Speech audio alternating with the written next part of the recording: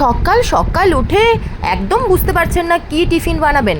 প্রতিদিনের তো এই একটাই মেন চিন্তা না, সকালে উঠে বাচ্চাকে কি টিফিন দেবো, নিজেরা কি টিফিন খাবো। যাই হোক, বাড়িতে তো সুজি সবারই থাকে, আর ডিম থাকবে না এমন খুব বাড়ি কমই পাওয়া যাবে।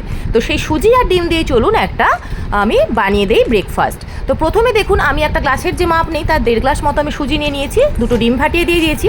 আর আমার কাছে যা সবজি ছিল, মানে তেমন কিছুই ছিল না, ওই শুধু গাজর ছিল আর একটুখানি পেঁয়াজ, আর আমি দিয়েছি একটুখানি টমেটোর মাঝখানটা আমি ছাড়িয়ে নিয়েছি। আপনাদের কাছে যা সবজি অ্যাভেলেবেল থাকবে, আমি কিন্তু ক্যাপসিকাম থাকলে ক্যাপসিকামও যোগ করতাম, একটু ধনেপাতাও যোগ করতাম, বাট দুটোর কোনোটাই আমার কাছে আজকে অ্যাভেলেবেল ছিল না।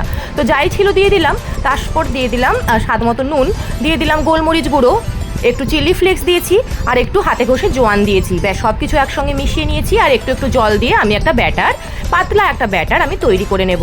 আর সুজি আছে তো এটা তো রেস্টে অবশ্যই রাখতে হবে, 10 মিনিট রেস্টে রেখে দিয়ে তারপরে ঘন হয়ে গেছিলো ব্যাটারটা একটু, তারপরে আরেকটু জল দিয়ে আমি পাতলা করে নিয়েছি। আর এই 1 চামচ মতো একটু সাদা তেল অ্যাড করে মিশিয়ে নিয়েছি। ব্যাস আমার ব্যাটার কিন্তু একদম রেডি হয়ে গেছে। এইবারে আর কিছুই না, তাওয়াটা গরম করেছি হাই হিটে, তারপরে কমিয়ে দিয়ে 2-3 হাতা মতো ব্যাটার আমি দিয়ে দিয়েছি, চিলার মতো এটা স্প্রেড করে নিচ্ছি। ওপরের কাঁচা ভাব চলে গেলে ওপরেও দিয়ে দিয়েছি একটুখানি তেল ব্রাশ করে, তারপরে ওপর নিচ একটু ভাজা আমি করে নিয়েছি। বাট প্রথমটা করার সময় আমার একটুখানি বেশি ঘন মনে হচ্ছিল, তাই আরেকটু আমি জল অ্যাড করে, এই দেখুন আমি তারপরেরগুলো বানাচ্ছিলাম, এগুলো একটুখানি দেখুন পাতলা মতো হয়েছে। তো এইরকমই, মানে একটু পাতলা হলেই এগুলো ভালো। তো এটাও এভাবেই সেমভাবে বানিয়ে নিয়েছি।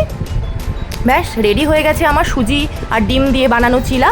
আর দেখুন, এই যে হাত দিয়ে ছিঁড়লে ছিঁড়ে যাবে, ঠিক এরকমভাবে কিন্তু তৈরি হবে। খুব ঘন কিন্তু ব্যাটার এটা করবেন না, তাহলে খুব ক্রিস্পি টাইপের হয়ে যাবে, খেতে অতটা ভালো লাগবে না। আর এগুলো কিন্তু গরম গরমই খাবেন।